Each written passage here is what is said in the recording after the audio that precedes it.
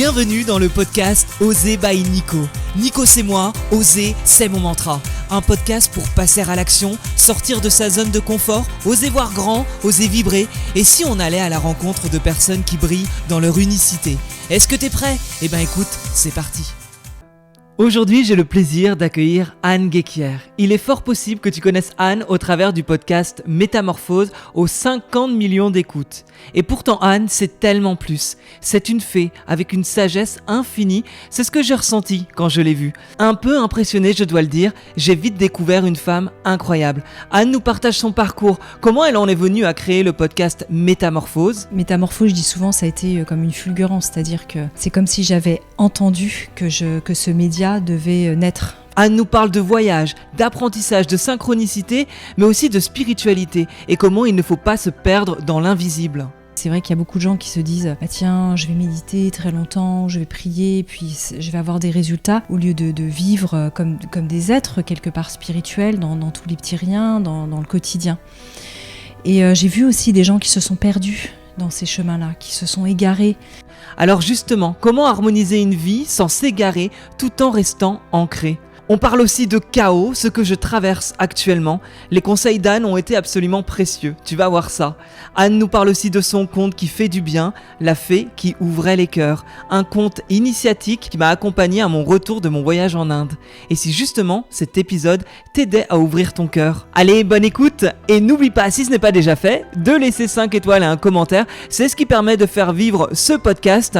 Et sur l'Instagram Oser by Nico, tu as les vidéos pépites de cette interview. N'hésite pas à partager si certaines te font écho. Salut Anne, comment vas-tu aujourd'hui en cet après-midi parisienne avec cette petite chaleur d'été qui arrive? Bah écoute, ça va pas mal. Je sors d'une journée moi-même d'enregistrement. Ouais. Donc c'est vrai que tu le sais, c'est aussi ton métier, donc j'ai la tête un peu comme ça. Mais c'est bien. Ouais. Je suis dans un autre espace, effectivement, mais ça va bien. C'est pas trop compliqué d'ailleurs de, justement, là, quand t'es dans des enregistrements, de revenir à toi, être interviewé et du coup te retrouver focus sur maintenant l'instant présent et répondre aux questions? Ouais, si je sens que j'ai besoin de faire comme un petit pas de côté, effectivement, pour me remettre dans une autre posture qui est évidemment qui je suis, mais en même temps dans la posture de ta place, de l'intervieweur. On est dans un masque plus neutre où effectivement on laisse la place à l'autre, à son invité, et donc il y a quelque chose du moi qui fait un petit retour comme ça. Alors que là, évidemment, c'est à nouveau inversé. Mais ça va, pas de problème. Tout va bien se passer. Tout va bien se passer, hein. Ne t'inquiète pas. Là, on se rencontre aujourd'hui, moi, pour découvrir ton parcours davantage. Beaucoup de personnes te connaissent par Métamorphose, ton podcast. C'est d'ailleurs comme ça, moi, que je t'avais découvert. C'est vrai que là, tu as sorti un livre, on va en parler, La Fée qui ouvrait les cœurs, aux éditions Erol. Je voudrais savoir, est-ce que tu te considères comme une fée qui ouvre les cœurs ? Ah, c'est toi qui le dis, ça? Je sais pas. Écoute, je pense qu'on est tous un peu des fées ou des elfes qui ouvront les cœurs à notre niveau dans nos vies. Après, ça dépend de... Voilà, on peut avoir des petites actions qui ouvrent les cœurs au quotidien, et ça, j'y crois beaucoup. Et puis après, des grandes actions qui ont aussi des portées plus importantes. C'est vrai qu'avec Métamorphose, je ne sais pas si je suis une fée, mais je sais que ça ouvre quand même beaucoup le cœur des gens. Cette émission fait du bien. Elle est aussi faite pour ça, pour élargir quelque chose à l'intérieur de soi, à l'intérieur des autres. Et elle ouvre les cœurs. Après, cette histoire de... Est-ce que je suis une fée ? On est tous, en fait, un peu les fées, les magiciens de notre vie, d'une certaine manière. Et puis surtout, quand on écrit un ouvrage, on est des filtres à réalité et on n'échappe pas à soi, à l'intérieur de ce qu'on écrit, qu'on soit romancier, qu'on écrive des contes, des livres de développement personnel, on le fait forcément depuis nos propres lunettes. Donc certainement, une part de moi est un peu ce cœur de fée, d'une certaine manière. J'y échappe pas. Je le dis d'ailleurs au début du conte, je ne sais pas si tu l'as lu, la première phrase du conte. Il faudrait ouvrir la première page, mais c'est...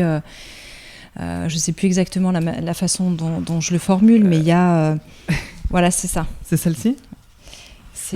Voilà, c'est ça.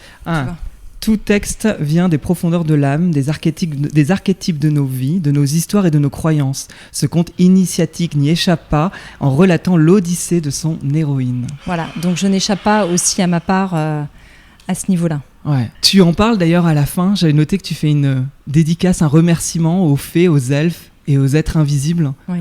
Donc mine de rien, ce conte, il y a quelque chose de très... En fait... On est dans un univers tellement presque surnaturel qui va toucher l'invisible et qui va toucher... je ne sais pas comment le dire, j'ai eu l'impression d'être dans un rêve quand je le lisais, dans un autre monde. Oui, c'est vrai que je pense que le registre, en tout cas des contes, sont peut-être au jour ce que les rêves et ce que notre vie onirique est à la nuit. Il y a vraiment, ça prend vraiment sa source à la fois dans nos mondes imaginaires, dans l'invisible, mais aussi dans l'inconscient. Jung parlerait de l'inconscient collectif, donc on est vraiment dans ce que l'on peut ressentir, mais qui n'est pas forcément perceptible. Le Saint-Exupéry le disait très bien. Ce qui est invisible pour les yeux, vraiment, on le ressent avec le cœur. Enfin, il le disait à sa manière, mais c'est vraiment ça. Tout ce qu'on peut parfois ressentir, même si on ne met pas de conscience ou de mots dessus, et pourtant, on ne peut pas ignorer que c'est là. D'ailleurs, les nouvelles technologies, je trouve, d'une certaine manière, nous montrent cette analogie.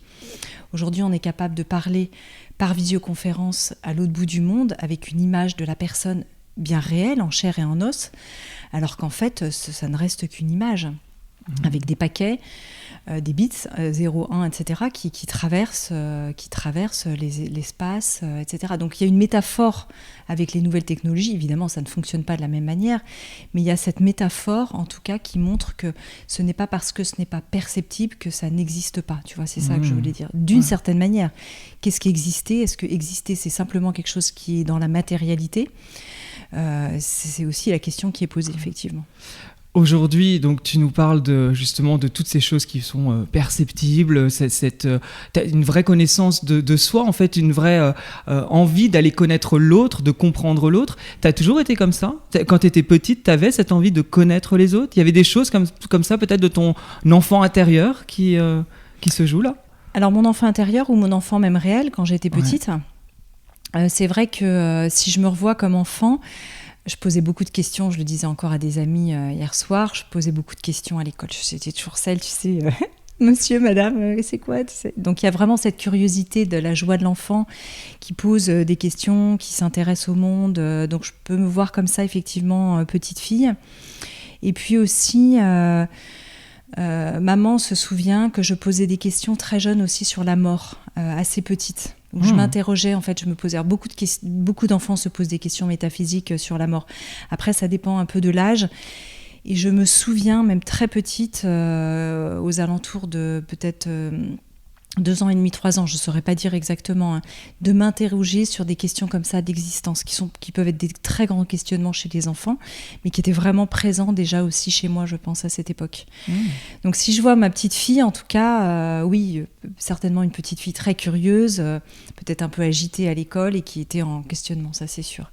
Dans un lien aussi à l'autre, puisque c'était la question que tu me posais, de la relation, j'ai toujours adoré à la fois le collectif et le côté un peu bande. Il y avait toujours beaucoup de copains à la maison. De toute façon, j'étais élevée dans une famille où on vivait un peu en tribu. Il y avait toujours des amis, des parents, des gens qui passaient, de la famille, des cousins, des amis qui venaient d'un peu partout dans le monde. Et moi, j'étais aussi comme ça. J'aimais beaucoup à la fois être entourée, être avec des amis. Et en même temps, j'adore être dans la relation aussi du one-to-one. Okay. Le collectif me plaît beaucoup, mais je peux aussi assez rapidement saturer pour revenir vraiment à la relation profonde. Et là, je fais un métier que j'adore par rapport à ça, en effet. Ouais, tu te nourris des deux, en fait. Les deux te nourrissent d'une manière ou d'une autre. Oui. Et c'est pas être dans un excès aussi. Je pense que c'est aussi trouver l'harmonie. Oui. C'est peut-être tu trouves l'harmonie dans les deux. Oui, avec le besoin de revenir aussi dans une grotte intérieure, tu vois, dans un terreau, une matrice, on peut l'appeler dans son intériorité, peu importe comment on l'appelle, mais aussi à un moment donné se recentrer, pas être qu'éparpillé avec les autres ou au monde, en effet. Ouais. Aujourd'hui, tu fais énormément de choses.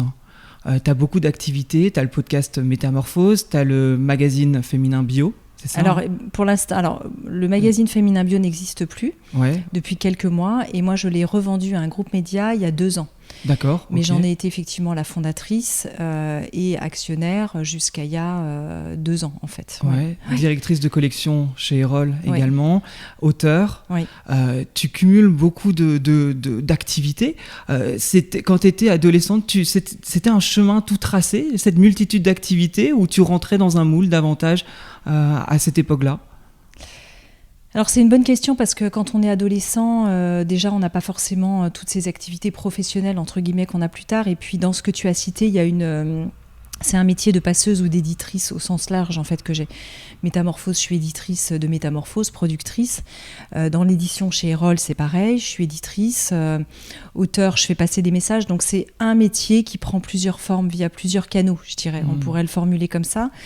Quand j'étais ado, c'est une bonne question que tu me poses.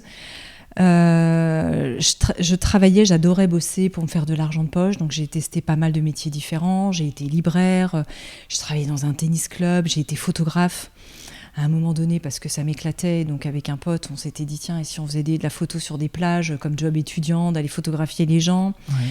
Étudiante, j'avais fondé l'association Photojournal de l'école, donc j'étais quand même déjà dans le média d'une certaine manière, alors que j'ai pas une formation moi de journaliste parce que j'ai fait une école de commerce et du droit, ensuite du droit des affaires, donc j'étais pas du tout là-dedans, mais je pense que ce questionnement de l'autre, d'observation et de pouvoir le retranscrire d'une manière ou d'une autre peut-être était déjà en émergence à ce moment-là.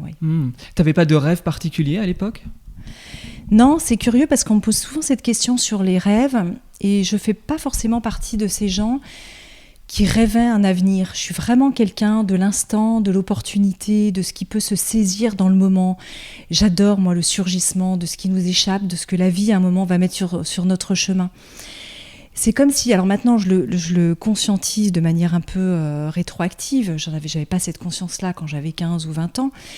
Mais j'ai toujours aimé de jouir de ce qui était là à l'instant. Non pas que j'ai pas forcément de planification ou des rêves à court terme, mais comme ça, ces grands rêves un peu métaphysiques, j'ai pas souvenir d'avoir ces grands rêves-là. Ouais. J'avais envie de voyager, j'avais envie de découvrir le monde, de parler des langues, de rencontrer des gens, mais je dirais de grands rêves, de me dire je serai ceci ou cela.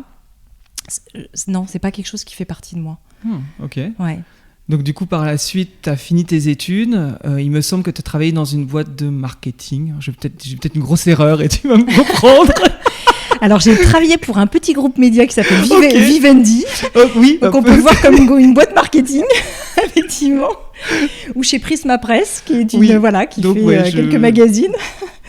Mais non, c'était pas une boîte marketing à proprement. C'était pas une agence marketing au sens propre. C'est-à-dire que moi, j'ai été chef de projet marketing, dans des startups ou dans des grands groupes, comme je viens de le citer, mais pas vraiment dans des boîtes marketing. Ça a été mes premiers métiers, effectivement, plutôt dans des médias. À nouveau, donc Vivendi, Prisma Presse. Je travaillais pour un groupe coréen aussi.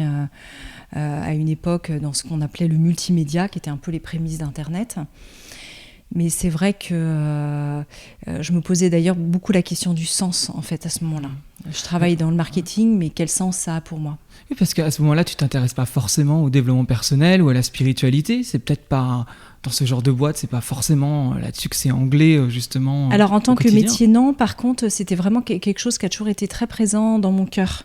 Et même quand j'étais dans ces groupes-là, je me souviens que, je le dis souvent dans des interviews, j'ai été très interpellée par une de mes amies qui est rentrée dans les ordres. Elle avait 22 ans, j'en avais 25, et qui a fait un chemin de foi dans la foi catholique qui était important. Et c'est vrai que son engagement m'a beaucoup interpellée. Et donc, j'ai passé aussi beaucoup de temps avec elle dans sa communauté de dominicains, de l'ordre de Saint-Dominique, à essayer de comprendre son engagement, à interroger des prêtres, des moniales, des sœurs, à interroger des personnalités jésuites, des gens qui avaient réfléchi sur Dieu, sur la foi. J'étais passionnée par la philo aussi quand j'étais en terminale.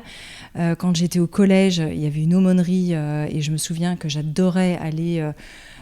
dans cet espace-là, parce qu'on questionnait beaucoup, il y avait des questions métaphysiques, on parlait de Dieu, donc j'avais toujours ça vraiment au cœur, et y compris quand je suis rentrée dans ces groupes-là, je me suis dit, c'est très excitant, j'adore, j'apprends un métier, je découvre plein de choses, et en même temps, je savais qu'il y avait un moment où la question du sens, de la direction, de comment ça pouvait me nourrir profondément à l'intérieur et comment je pouvais être aussi utile au monde en me nourrissant moi-même profondément, j'allais mettre ça plus en place de manière peut-être plus, non pas alignée, parce que je crois qu'on n'est jamais aligné, l'être humain, on est toujours un peu à tâtons par rapport à qui on est, quand on dit quelles sont nos valeurs.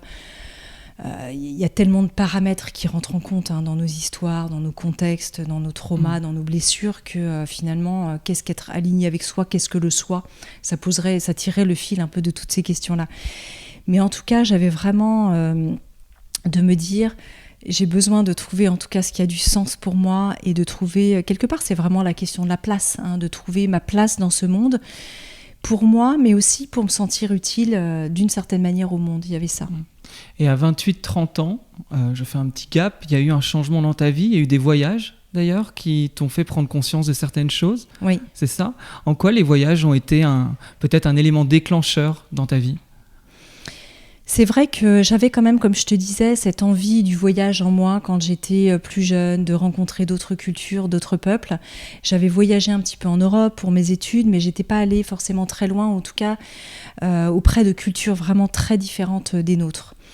Et c'est vrai que le voyage, après on parle aussi beaucoup de voyage intérieur, parfois on n'a pas forcément besoin d'aller à l'autre bout du monde pour conscientiser ce qu'on a en soi.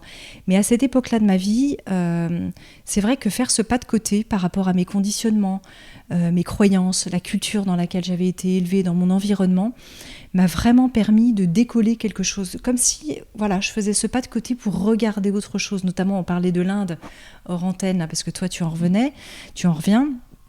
Et il y a des cultures qui sont tellement un choc pour nous, dans leur manière de vivre, dans leur manière de penser, dans leurs propres croyances, dans leur propre conditionnement, qu'en effet miroir, c'est vraiment venu m'interroger à l'intérieur sur mes propres croyances. Donc il y a eu ce premier aspect-là. Le deuxième choc que ça a été pour moi, c'est que j'ai aussi une prise de conscience très forte sur l'état de la planète. Notamment en Inde, où j'ai vu des champs entiers arrosés de pesticides. Alors on pouvait le voir aussi certainement en France, chez nous, dans la Beauce, ou dans certains endroits où il y a de l'agriculture intensive, mais j'ai eu besoin de m'extraire encore une fois de mon milieu pour avoir cet électrochoc.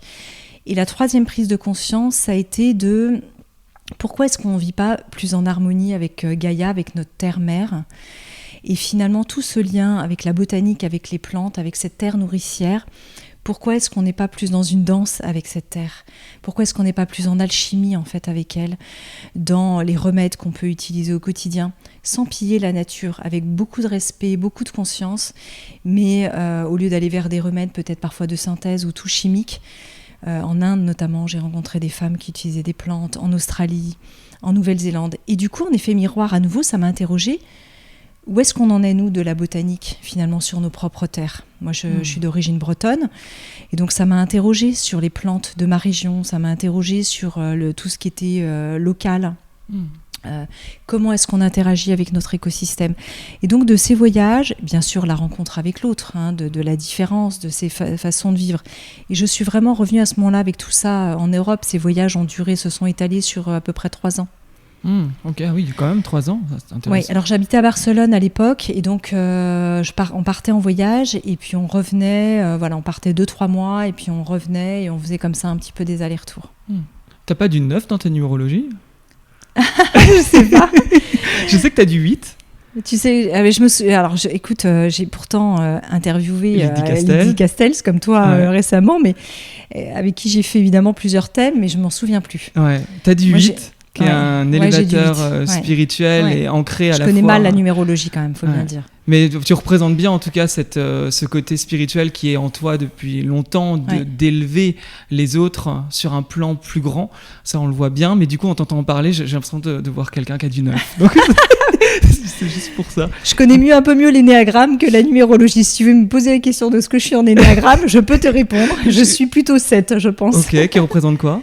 Le 7, alors dans son archétype, dans sa caricature, c'est vraiment l'épicurien. C'est un peu le jouisseur, c'est un peu le multipotentiel ou le slasher, tu vois, tu parlais de plusieurs métiers, voilà. Ouais. Donc ça, c'est dans son énéatype, un peu dans son camp de base. Après, en énéagramme, alors je suis pas une grande spécialiste, je dis parce que j'ai fait quelques stages comme ça, mais après, normalement, quand on évolue en énéagramme et quand on grandit en sagesse, on vieillit, normalement, on va aller dans la roue de l'énéagramme, on va aller sur tous les profils. Ouais. Le 7, c'est vraiment le camp de base. Après, il a des ailes dans d'autres énéatypes. Donc, mais je pense que, tu vois, quand je te parlais quand tu me disais est-ce que tu avais des grands rêves quand tu étais enfant, le 7, c'est vraiment aussi cette conscience de profiter dans le côté négatif, mais aussi très positif, du moment présent.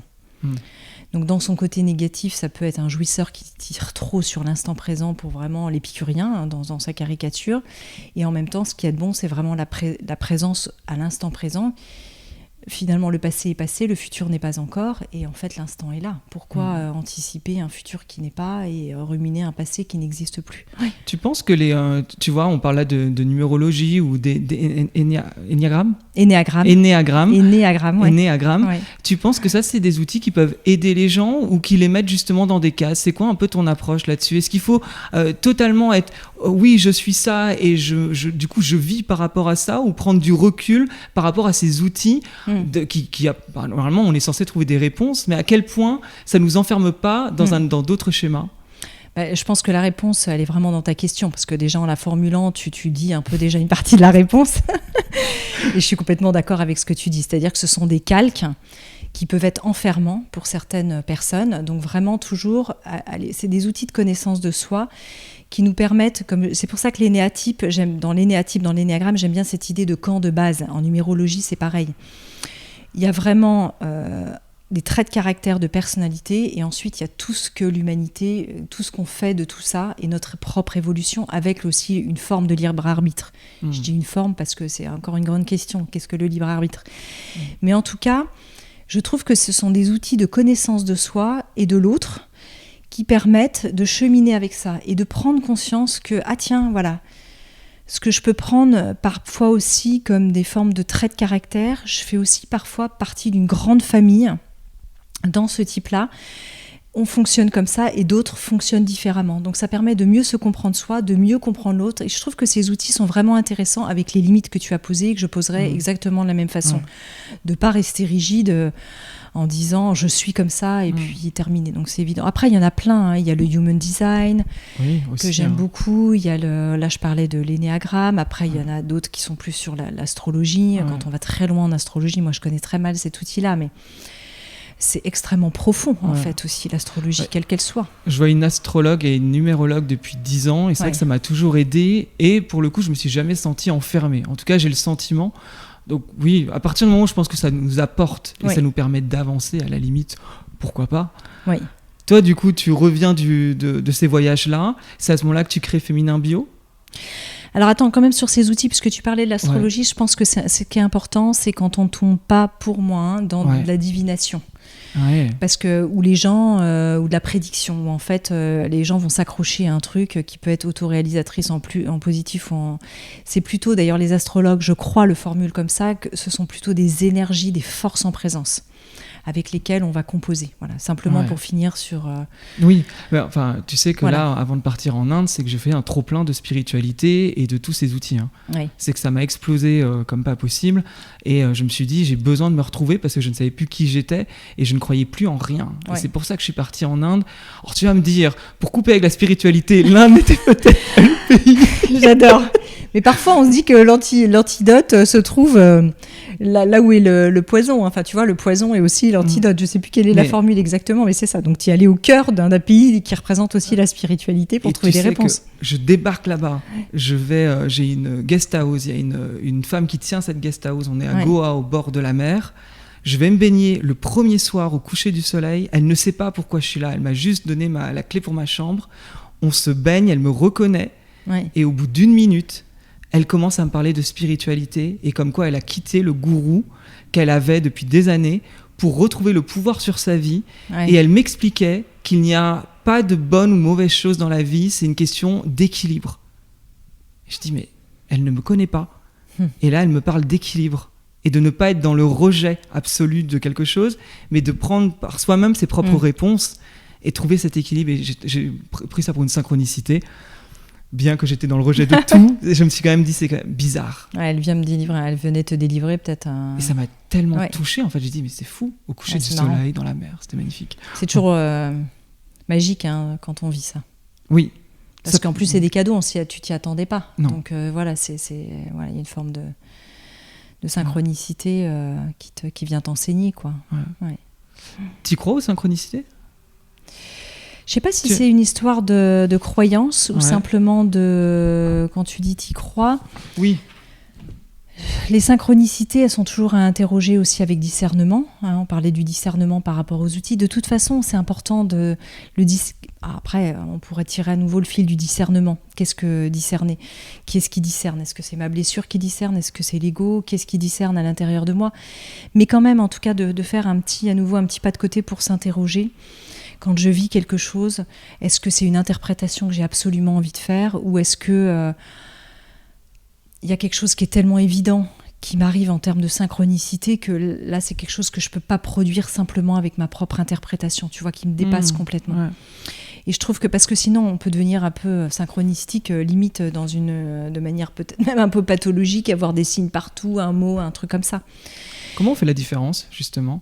Tu dis dans ton livre, ces fameuses coïncidences, 2 événements simultanés qui se font écho et sont porteurs de sens pour la psyché. C'est ça, le mot porteur de sens, ça c'est vraiment la définition de Carl Gustav Jung, ce psychiatre suisse, c'est vraiment quand ça porte du sens pour moi, c'est-à-dire que ça va venir, c'est comme quelque chose qui est à l'extérieur de moi mais qui est agissant dans ma psyché, dans mon inconscient, dans mes archétypes, qui prennent aussi racine dans l'inconscient collectif, parce qu'on n'échappe pas, moi et le monde, mais ça vient vraiment en mouvement à l'intérieur de moi, comme un miroir, ça vient bouger quelque chose à l'intérieur. Donc la synchronicité, on peut vraiment la reconnaître quand elle est porteuse de sens de manière évidente pour moi à un instant T. Si ça commence à devenir des petits signes au quotidien, alors ça peut être des petits signes d'ailleurs les synchronicités, mais je commence à tout interpréter comme un signe, là je dois à un moment donné m'interroger effectivement si je ne suis pas en train de projeter dans la surinterprétation. Voilà, c'est juste le petit ajustement que je mettrais par rapport à ça, aux synchronicités. L'autre jour, je suis partie en randonnée avec des amis en pleine montagne. Je l'ai partagé dans la newsletter là, de Métamorphose. Et j'habite en Suisse, je randonne énormément, je suis beaucoup dans la nature, d'accord. Je ne vois quasiment jamais de scarabée, très rarement dans la nature en montagne. Ouais. Ou alors parfois un comme ça, mais c'est un épiphénomène. Et là, avec ses amis, nous étions en train de parler de Jung, des synchronicités. Et là, d'un seul coup, on s'est mis à voir des dizaines de scarabées.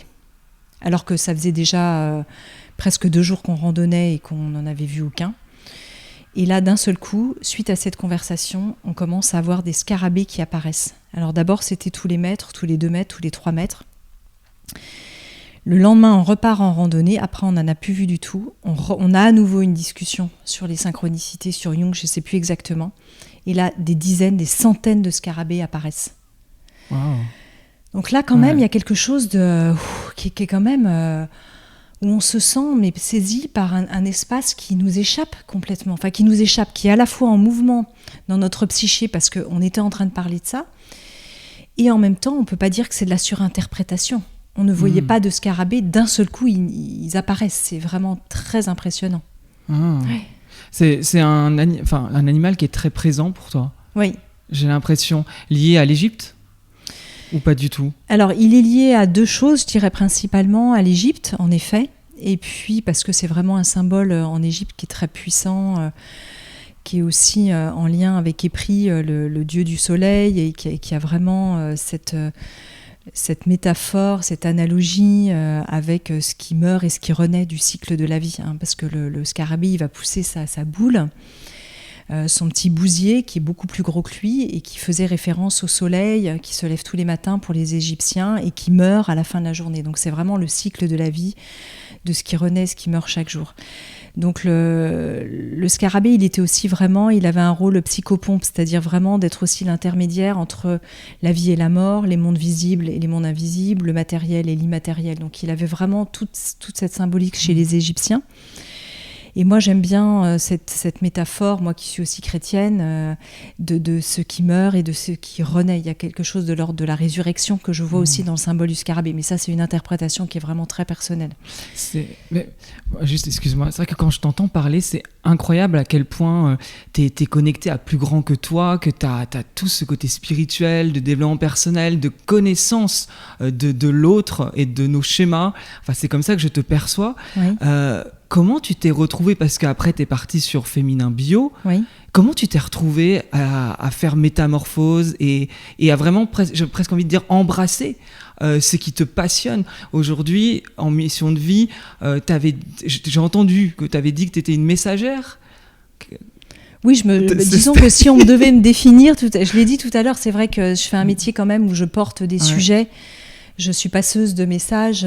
Quand j'interviewe des gens, je fais passer leurs messages. Quand je suis directrice d'ouvrage et que je publie un auteur, je fais passer son message. Donc il y a vraiment cette idée de porteuse de mes propres messages, mais aussi beaucoup du message de l'autre, voilà, que je porte à la connaissance du monde, effectivement. Ouais. Comment tu t'es retrouvée en fait à du coup aller vers cette carrière qui semble, enfin tu sembles beaucoup plus alignée, j'ai l'impression. C'est comme si ton chemin de vie, chemin de vie, je sais pas, mais en tout cas ton chemin déjà t'amène à être sur vraiment ce qui te parle, ce qui te semble être le plus juste en tout cas pour toi.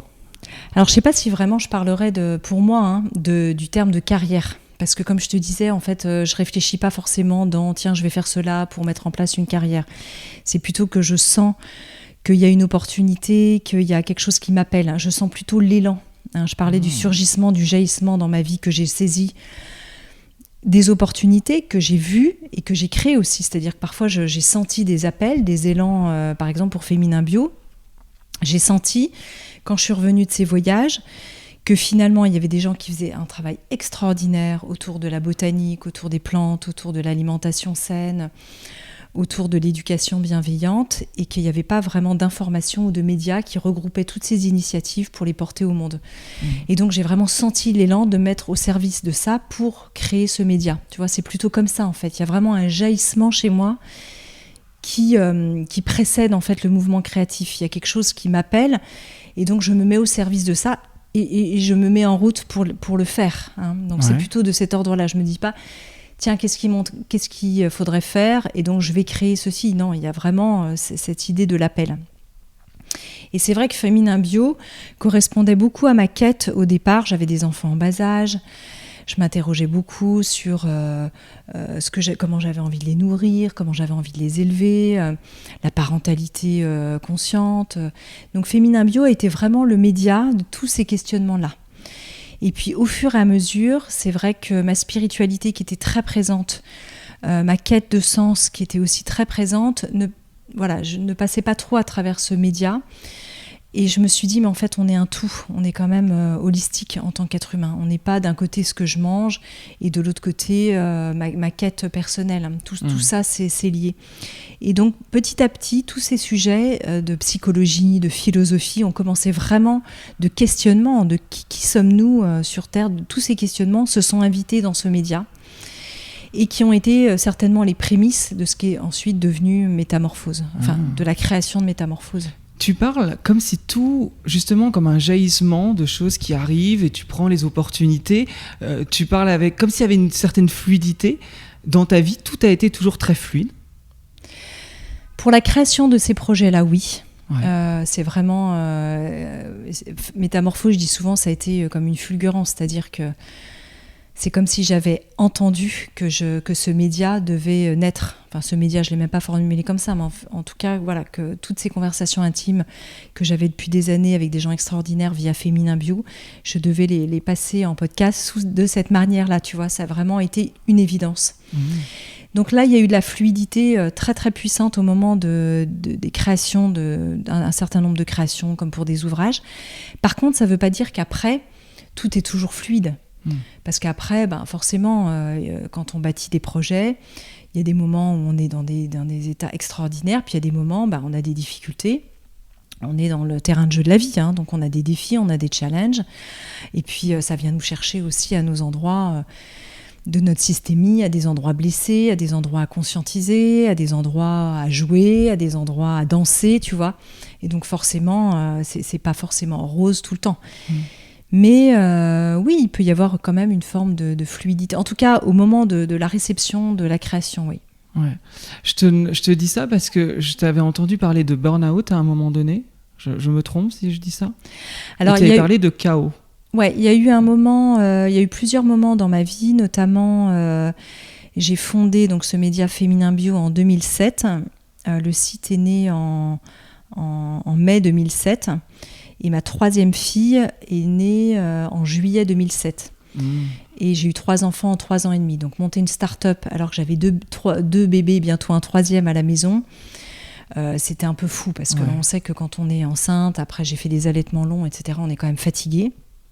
Et donc là, j'ai eu un moment où avec une amie avec qui j'avais cofondé ce média, où on a eu des moments très difficiles, où on était épuisés physiquement, parce qu'on avait des bébés à la maison, parce qu'on était en train de monter une entreprise où ça a été compliqué, effectivement. Et là, j'ai pas fait un burn-out, mais je suis passée vraiment pas loin, effectivement. Okay. On pourrait parler de burn-in, tu vois, c'est l'état précurseur du burn-out. En fait, c'est l'ensemble de ta vie personnelle et professionnelle qui a créé ce trop-plein, mais c'est pas la fluidité dans tes projets qui était de toute façon amenée par une envie naturelle d'évoluer. Ouais. Ok, ouais, ça prend sens. Je vois que tu te fais des... Oui, tu reboucles des choses. Exactement. Je vois dans ton regard là. Et du coup, toi, aujourd'hui, comment tu vois, avec le chemin que tu as parcouru, qu'est-ce qui te semble essentiel aujourd'hui ? Alors évidemment, il y a encore plein de choses à apprendre et à découvrir, mais toi, c'est quoi les clés que tu as pu apprendre dans ce chemin et qui te semble essentiel, que tu pourrais même conseiller à des gens ? C'est difficile parce que ça dépend sur quel plan tu vois, on se situe. C'est une question large. C'est une question large. J'ai évidemment que j'ai appris des tas de choses dans des tas de domaines. Ce que j'ai appris quand même, c'est que je sais aussi que je ne sais rien. Et que quand on fait un chemin de quête de sens, on va, comme dit très bien le penseur philosophe Krishnamurti aussi, quelque part, on est invité à se libérer du connu. Et que dès que je crois avoir des certitudes, une forme de vérité, il est intéressant de la remettre en question. Et je sais aussi que parfois, quand j'ai le sentiment d'avoir exploré des parties plus sombres de moi et de mieux cohabiter avec elles, et que parfois j'ai pu avoir l'impression que ce sujet-là, tiens, c'était fini, je l'avais un peu traité, on va dire. Eh ben non, 2-3 ans plus tard, ça revient se présenter et puis ça te dit, ben ouais, tu crois l'avoir traité, mais il y a peut-être encore des petites choses à cheminer dessus. Et donc c'est ça que je trouve intéressant, c'est toujours d'avoir une forme peut-être d'humilité, de se dire que on reste des êtres incarnés dans une forme de mystère incroyable, fascinant, éblouissant, flippant aussi à certains niveaux, voilà, qui peut faire peur. Est-ce qu'on sait d'où on vient ? Est-ce qu'on sait où on va ? On peut avoir des croyances. Moi, j'ai une foi chrétienne, comme je te le disais, donc j'ai en tout cas à ce niveau-là peut-être certaines formes de certitude. Mais avoir cette humilité que la vie nous envoie des leçons chaque jour et que face à ces leçons, comme le dit aussi très bien le penseur Frank Lobet, comment je vais me comporter dans une situation ? Eh ben, je sais pas. Tu le dis dans ton livre, c'est pas toi qui le dis d'ailleurs, c'est l'Arbre sage. Oui. Tu dis « Aie la foi et tu seras guidé ». C'est ce que tu es en train de dire là. J'ai fait beaucoup d'interviews où les gens ont la foi. Il y a une certitude de croire que tout va bien se passer et qu'ils seront menés forcément là où ils doivent être. J'ai l'impression que tu rejoins là-dessus, et tu le dis là quand tu dis « Aie la foi », t'as le sentiment que justement quand t'as la foi, c'est plus simple, que la vie est plus facile. Est-ce qu'elle est plus facile ? Je sais pas. En tout cas, ça permet d'avoir un point d'appui, peut-être de se mettre sur une autre rive par rapport à ce qui se présente comme difficulté, comme occasion, enfin, en tout cas de se présenter au monde, peut-être d'aller avec une autre forme de réponse, en tout cas, quand on est guidé effectivement par la foi.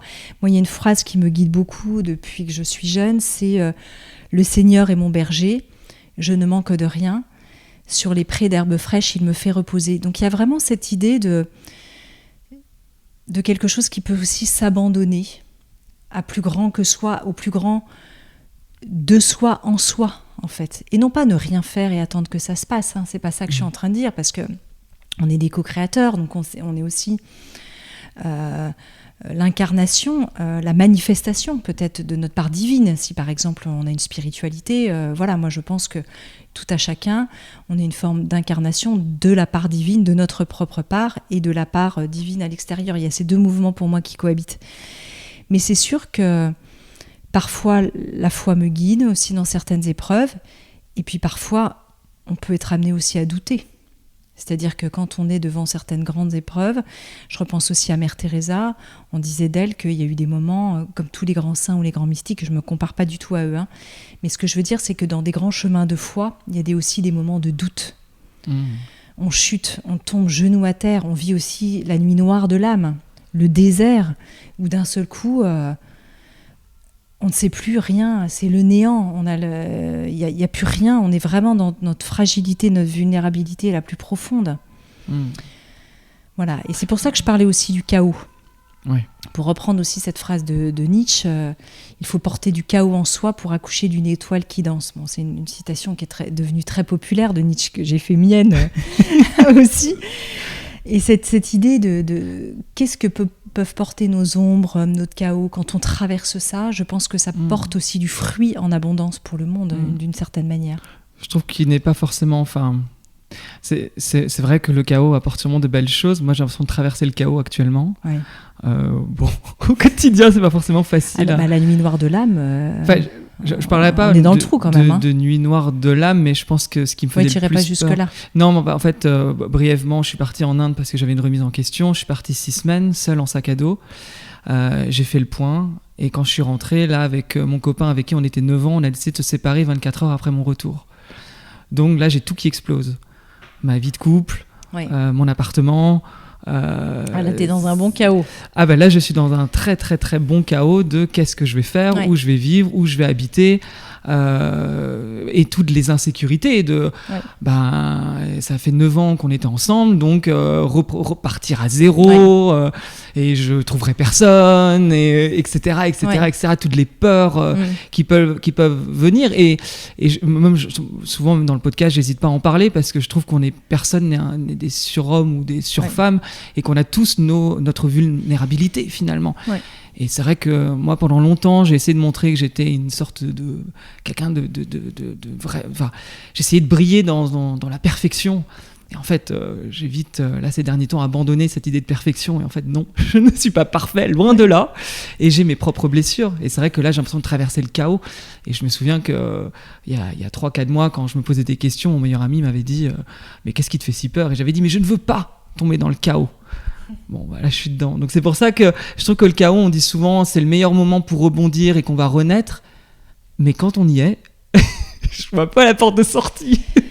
Oui, parce que dans le chaos, en fait, on peut porter l'espérance, mais on a vraiment à peut-être parfois plonger dans ce noyau très sombre, non pas pour s'y complaire, mais pour dire il y a vraiment ça à traverser.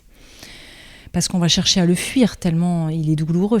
Donc effectivement, comme tu dis, on n'a pas envie. Et je me demande dans quelle mesure, plus on fuit ce chaos, plus ceux qui résistent persistent. Il y a ce dicton qui dit ça, ou cette citation, je ne sais plus de qui, mais plus on va, je te fuis, tu me suis. On est vraiment dans ce truc-là, dans ce jeu de ce à quoi on ne fait pas place, va à un moment donné toucher encore plus à nos résistances. J'avais fait une très belle interview de Marie-Lise Labonté ou de Gwenaëlle Perciot sur toutes les deux très différentes sur un peu la nuit noire de l'âme et le chaos.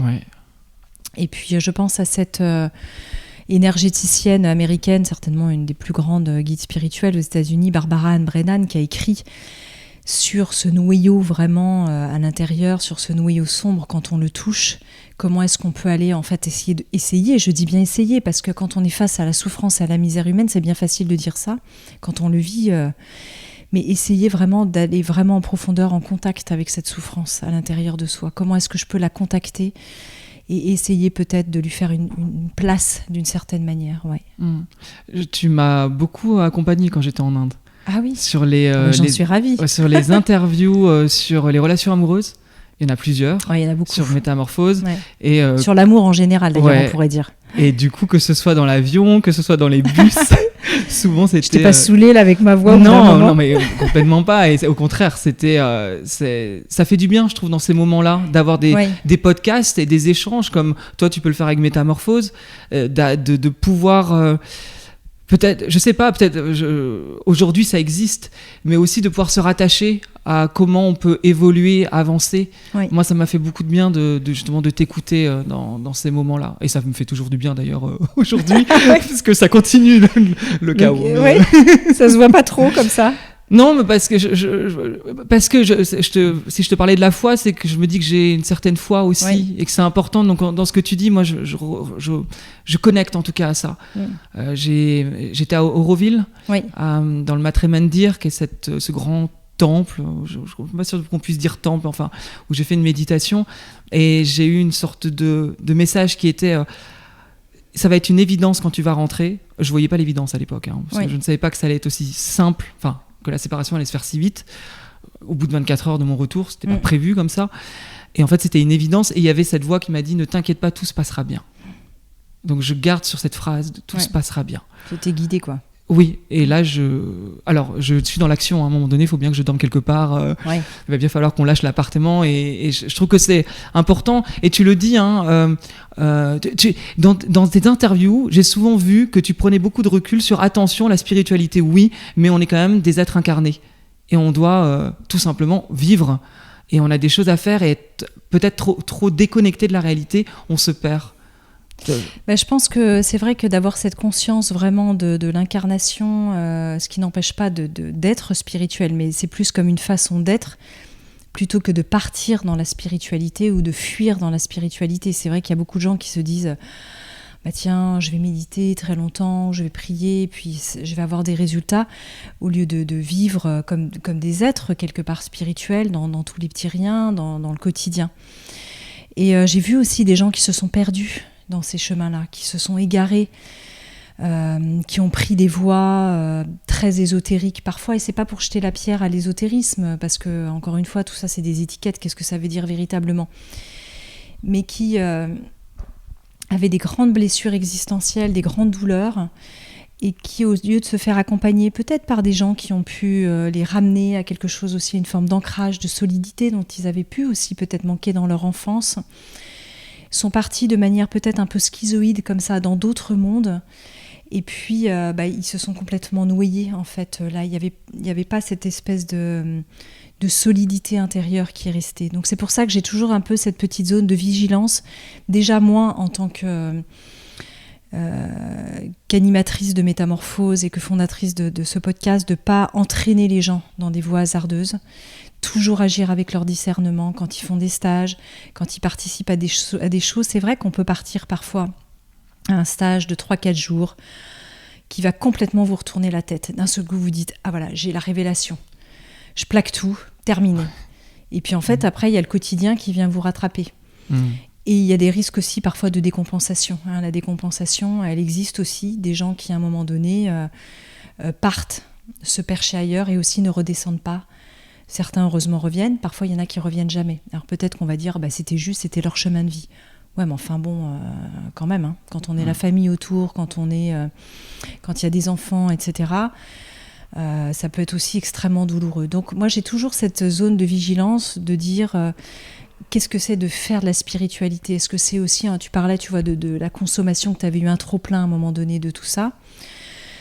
Quand ça devient quelque chose de consommation, toujours plus d'outils, toujours plus de conscientisation, d'outils, de spiritualité, qu'est-ce que je cherche à un moment donné, qu'est-ce que je vais chercher là, voilà. Oui, parce que j'en étais arrivé à me tirer les cartes ou un oracle dès que j'avais un questionnement, quoi. Ouais. Bon, j'ai bien compris que les réponses étaient de toute façon en moi avant tout que d'être sur les cartes. Ça reste des supports de cheminement. Moi, j'ai publié des oracles. Ouais. C'est pas pour faire de la divination, c'est vraiment des supports de cheminement. Ouais, d'aide.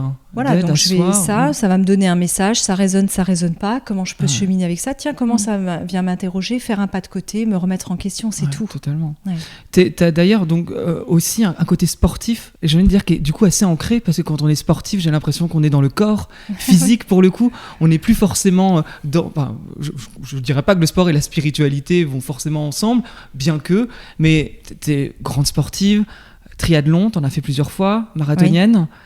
Oui. Qu'est-ce que ça t'apporte, le sport ? Moi, je fais un lien justement avec ma spiritualité parce que c'est des moments, quand on est dans des sports, surtout assez physiques comme ça, plutôt d'endurance, ceux que tu as cités, en tout cas le triathlon, le marathon. Peut-être un besoin aussi d'incarnation fort chez moi, parce que c'est vrai qu'il y a cette spiritualité. Donc il y a ce côté beaucoup plus terrienne qui vient certainement contrebalancer ça, et bien m'ancrer à la terre, ça c'est important pour moi. Et puis, dans ces sports d'endurance, je tombe aussi dans un sort de flow. Il y a une forme de transcendance aussi quand on fait un marathon, semi-marathon, du trail en montagne, même de la randonnée, ne serait-ce que des grandes marches. En fait, on rentre dans cet espace du souffle, de la transe, du temps long, voilà, et du repos aussi en soi. Donc c'est pour ça que je trouve que les pratiques corporelles, que ce soit à travers des pratiques d'endurance, ça peut être du yoga. Moi, je pratique un art corporel qui s'appelle aussi le Wu-Tao. On vient conscientiser des espaces à travers le souffle, à travers les mouvements, la calligraphie du mouvement, permettent d'ouvrir d'autres portes à l'intérieur de soi qu'on n'avait pas forcément vues d'une autre manière. Et puis, moi, j'adore la nature, comme je te disais. Hein. Si j'ai voyagé aussi, c'était pour être en contact avec la nature.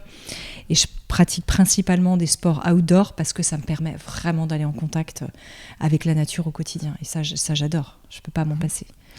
J'ai une question qui n'est pas de moi, c'est la question de Tata Jacqueline. C'est la question de Tata Jacqueline. Alors en gros, Tata Jacqueline, si tu veux, c'est la tante qui peut avoir ses idées arrêtées, ses œillères même des fois. C'était ma grand-mère Jacqueline. Hein. Ah. Ma grand-mère s'appelait Jacqueline. Hein. Je ne sais pas si elle pourrait avoir ce genre de questions, mais quand je lui ai dit que je recevais du coup Anne du podcast Métamorphose, elle m'a dit mais elle fait tellement de choses à un moment donné, comment elle fait pour gérer sa vie avec autant d'activités, que ce soit sportive, professionnelle.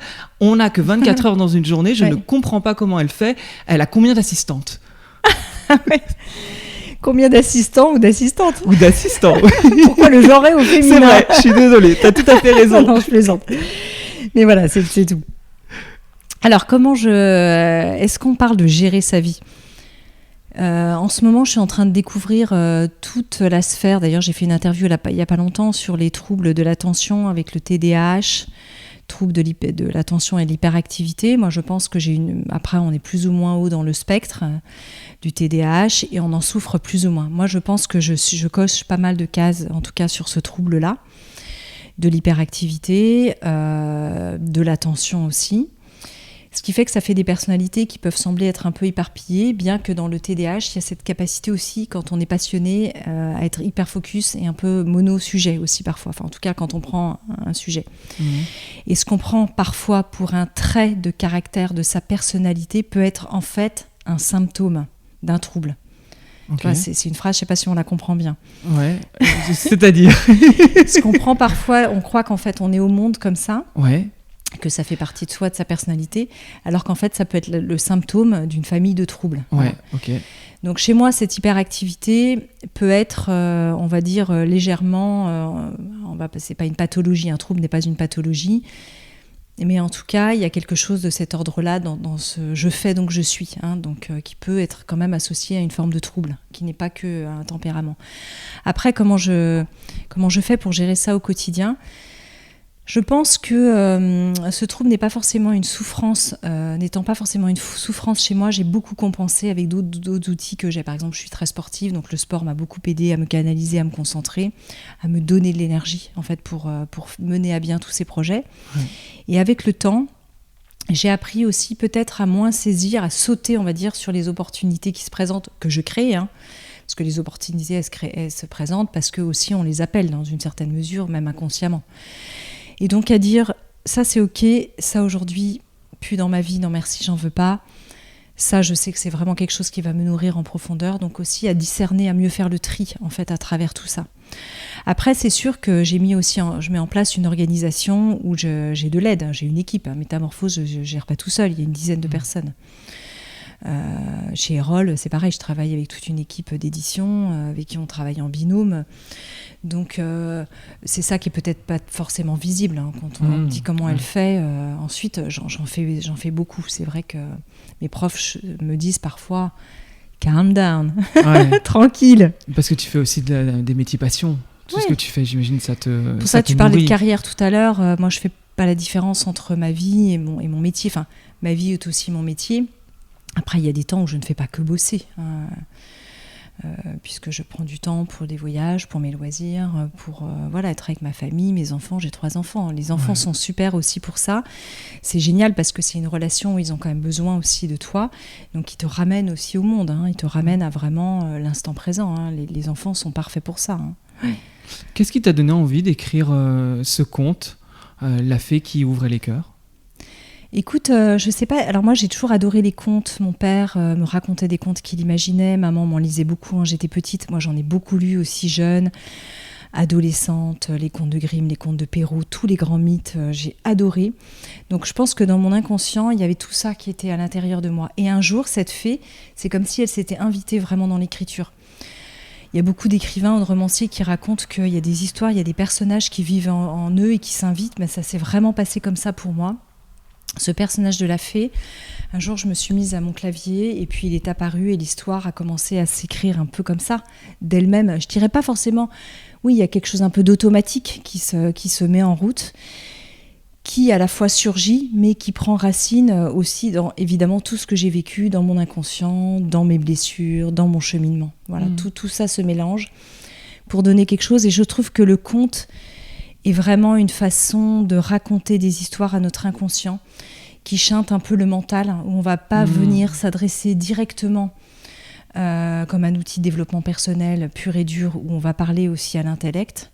Mais dans le conte, on va venir parler à l'inconscient, au cœur, à travers des images qui parfois paraissent un peu même simplistes, métaphoriques, mais qui viennent prendre racine à la fois dans nos enfances, dans nos archétypes, dans nos histoires familiales. Et je trouve qu'il y a une puissance, en fait, dans le conte, transformatrice, peut-être même beaucoup plus que dans certains récits ou livres peut-être plus pratiques, tu vois. Oui, c'est vrai qu'il m'a accompagné là quand je suis rentrée en France, que je suis allée à Nantes, puis à Marseille, et il m'a accompagné dans les transports et il m'a fait du bien en ce retour d'Inde aussi, justement beaucoup de douceur. J'ai beaucoup aimé les dessins qu'on y retrouve. D'ailleurs, j'ai plus le nom de l'illustratrice. Izumi Idoya. Voilà, que tu avais recontacté, il me semble, mais tu avais eu peur de la contacter parce qu'elle avait travaillé avec Beyoncé. Elle avait fait une robe pour Beyoncé. Pour Beyoncé. Je me sentais toute petite. Et c'est des très beaux dessins, je trouve, qui représentent bien, qui illustrent très bien le conte et qui ajoutent tellement de douceur, en fait. C'est à le lire, la couleur, moi j'aime beaucoup le violet. Enfin, oui, on va dire que c'est violet. Hein. Oui, moi je dirais violet. Un bleu-violet. Un bleu-violet. Voilà, c'est ça. Un petit bleu nuit / violet. C'est ça, c'est maintenant que je vois, c'est assorti au pot de fleurs qui est derrière toi, vrai. Regarde. Oui, c'est vrai, ouais, tout à fait. Ouais. Et dans ce livre, vers la fin, tu parles de l'amour. Je dis amour inconditionnel, mais je pense que c'est vers ça que tu tends quand tu écris. Aimer l'autre intimement, revenait à s'aimer soi passionnément. S'accueillir soi pleinement revenait à accueillir l'autre. Ça m'a interpellé quand j'ai lu ça, parce que je me demande toujours à quel point c'est quelque chose ça me perd un peu, cette idée d'aimer l'autre pour s'aimer soi, d'avoir cet effet-là. Je l'entends souvent, justement, l'amour inconditionnel. Je sais pas si tu as quelque chose à dire là-dessus, peut-être un éclairage pour les gens qui aussi, justement... Alors ça parle, je pense, pour le décoder, parce que là c'est forcément un conte, hein, donc c'est pas un livre de psychologie ou de développement personnel, on n'est pas dans le cadre d'un cadre thérapeutique, mais ça parle vraiment de la différenciation. Il y a un moi, il y a un je, il y a un toi et il y a un nous. Il y a un troisième aussi qui s'invite. Et en fait, c'est vrai que dans le couple, souvent, et moi, certainement la première, dans le passé, peut-être même encore aujourd'hui, je cherche souvent, même avec l'autre en général, pas forcément que dans le couple, on peut rechercher la fusion. La fusion qui peut être, comme le dit très bien Runa Lipsitch aussi, une sorte de nostalgie de l'ailleurs, d'un ailleurs, peut-être du divin, d'un autre état qu'on a connu, je ne sais pas sous quelle forme, en fonction de nos croyances, de plénitude, et qu'on peut parfois rechercher dans une espèce de fusion avec l'autre. Alors que quand on est bien différencié sur le je, sur ses besoins, sur qui je suis, on peut en fait faire un chemin amoureux, peut-être même de convergence dans un trois avec l'autre, dans une forme d'union, mais où chacun a sa place propre, où je ne vais pas me confondre à travers toi et ton regard. On va être dans une forme d'union, mais on ne va pas nier chacun nos singularités. Voilà, c'est ça que j'explique de manière un petit peu plus détaillée Oui, dans sûr. cette Là, alchimie des deux personnages. Ouais. Oui, exactement, totalement. Ouais. Est-ce que c'est plus clair pour toi, peut-être dit comme ça ? Oui, quand tu l'expliques, de se différencier, parce que c'est vrai que quand le nouveau-né vient au monde, il va avoir aucune différenciation entre lui et sa mère. Ils ne font qu'un. Ouais. Il est vraiment, sa peau et la peau de sa mère sont un. Il est l'autre. Il n'y a pas la conscience il y a un moi, il y a un nous, il y a un je, il y a un tu. Ouais. Donc ça, c'est des choses qui vont venir plus tard. Sauf qu'en fonction de notre cheminement oedipien, de notre cheminement de fusion avec nos figures parentales, on va plus ou moins rester ou pas arriver à bien faire cette différenciation dans notre rapport au monde, dans notre rapport à l'autre, dans nos relations de couple, quelles qu'elles soient, dans nos relations amicales. Voilà. Donc c'est toujours intéressant d'interroger ça. Qu'est-ce que tu as osé de plus grand dans ta vie ? T'as osé, mais qu'as-tu vraiment osé de plus grand ? Qu'est-ce que j'ai osé de plus grand dans ma vie ? Je n'en sais rien. Qu'est-ce qu'on entend par grand ? De faire de grand ? Non, qu'est-ce qui te semble grand ? Tu vois, genre, est-ce que je te donne un exemple ? Mais c'est vrai qu'en ce moment, c'est un peu ce qui est dans ma tête. J'ai fait beaucoup de choses dans ma vie et pourtant, ce que j'ai fait de plus grand, c'est, il y a 6 mois, d'avoir la première discussion compliquée avec mon copain. Ouais. Qui a amené entre-temps la rupture 6 mois plus tard, mais c'était un jour de me poser devant lui et dire j'ai besoin qu'on parle. Et ça, je suis parti seul en Inde en sac à dos, j'ai fait de l'humanitaire dans les bidonvilles, j'ai chanté à l'Olympia, je pourrais trouver des trucs clinquants, mais c'est clairement pas ça que j'ai osé de plus grand. Ce que j'ai osé de plus grand, c'est ce qui touchait à mon intimité et à ma fragilité. Donc faut pas chercher forcément... Non, mais justement, moi ça me parle pas de parler de choses comme ça, de matériel. Certainement, ce que j'essaye d'oser de plus grand et qui me dépasse, c'est d'accueillir le plus grand qui me dépasse. C'est-à-dire que tu vois, je renvoie en fait la question.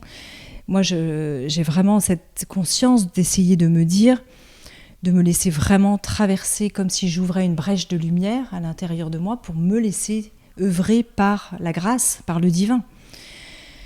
Essayer d'oser ça, ce serait vraiment le plus grand pour moi. Voilà, donc c'est un peu ce qui me guide en fait dans la vie, de me laisser traverser par ça. Par l'amour du plus grand que moi. Voilà, comment je peux ouvrir pour me laisser complètement traverser, ce serait ça. Comment on fait au quotidien ? Je ne sais pas si on fait. Ouais. En tout cas, on est. On est cette brèche qui s'ouvre au quotidien et qui, à chaque fois, laisse un peu d'espace. Il y a à la fois un grand abandon, à plus grand que moi, et à la fois cette zone peut-être de vigilance qui dit oui à chaque instant pour laisser ça advenir. Il y a ces deux mouvements qui cohabitent. À la fois, je ne fais rien et à la fois, je fais tout. Et c'est ce double mouvement qui est complexe. Ouais. Abandonné et même, en même temps acteur de cet abandon. C'est quelque chose qui semble inné chez toi, en tout cas, d'avoir cet instant présent, que tu as toujours eu quand tu le dis. Et c'est peut-être ça aussi la clé, de vivre tel que l'on est, sans être forcément dans le futur ni dans le passé, pour tout simplement accueillir toutes les opportunités ou ce que la vie nous offre et ouvrir cette faille de lumière. Oui, il y a de ça. Après, je dis pas que je suis pas en anxiété parfois sur l'avenir. Je dis pas que je suis complètement dans le présent, illuminée, complètement incarnée. Moi, je peux ruminer du passé et je peux aussi avoir de l'anxiété pour l'avenir. Quand il s'agit de mes enfants, je peux être une maman très anxieuse sur, non pas l'avenir en général de mes enfants, mais que si elles sortent et qu'elles font la fête, qu'il leur arrive rien. Donc, c'est pas quelque chose d'absolu. Mais par contre, dans cette idée du jaillissement de ce qui se présente, il y a quelque chose de très fort chez moi par rapport à cette brèche de lumière. Là, tu l'as bien résumé d'ailleurs, qui est assez vivant en moi, en effet. Oui. Ok, écoute, on pourrait le dire comme ça. On arrive à la fin de ce podcast. Ça a été vraiment moi un plaisir de t'interviewer et je voudrais te dire, parce que ça m'a marqué en te rencontrant, parce que bon, c'est vrai que j'entends plus ta voix que je ne t'ai vue finalement, mais tu es absolument sublime et rayonnante. C'est quelque chose qui m'a marqué en te voyant. Tu rayonnes et forcément, voilà, je tenais à te le dire. Même si nous sommes tous les deux en noir. En noir aujourd'hui, ce qui n'est quand même pas la grosse couleur de l'espérance, ce jour de chaleur. Où... C'est clair. Voilà. C'est vrai qu'on... pourquoi pas. On a parlé de nos chaos aussi. Voilà. En tout cas, on peut retrouver ton livre La fée qui ouvrait les cœurs chez Erol, évidemment.